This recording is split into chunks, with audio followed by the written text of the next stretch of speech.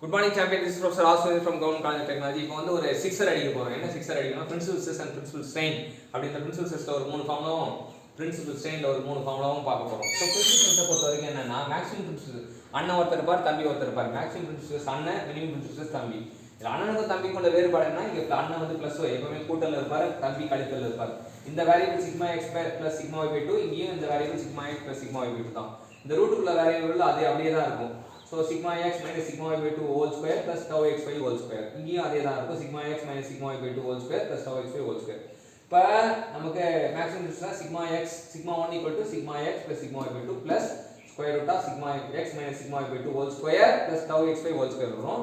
இங்க minimum பிரின்சிபல்ஸ்க்கு sigma 2 equal to sigma x plus sigma y by 2 minus square root of sigma x minus sigma y by 2 whole square plus tau xy whole square வரும். Maximum ஸ்ட்ரெஸ்க்கு வந்து maximum principal stress minus minimum principal stress divided by 2 அது ஒரு formula. இது ரெண்டுத்தையும் கழிச்சோம்னா இது a.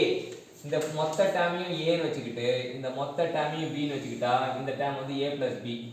அதே போல இங்க a minus b. இப்போ இங்க போட்டோம்னா a plus b minus of a minus b போட்டோம்னா by 2 போட்டோம்னா 2b by 2 வரும். அப்ப that is equal to b. அப்ப b னா இந்த டேர்ம் மட்டும் தனியா எடுத்ததுனா வந்துரும். ரூட்டுக்குள்ள இருக்கு மட்டும் வந்து போட்டீங்கன்னா square root of sigma x minus sigma y by 2 whole square plus tau xy whole square.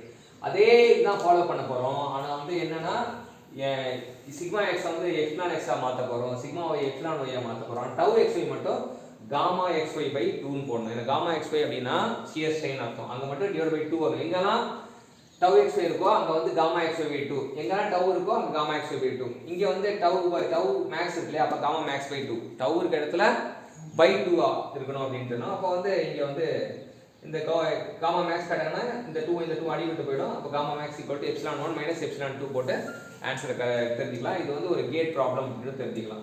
ரூட்டுக்குள்ள இருக்கிறதையும் பாத்தீங்கன்னா இங்க b மட்டும் வரும் இல்லையா? இப்போ இங்க பாத்தீங்கன்னா epsilon 1 equal to epsilon x plus epsilon y by 2 plus square root of epsilon x minus epsilon y by 2 whole square plus gamma xy by 2 whole square.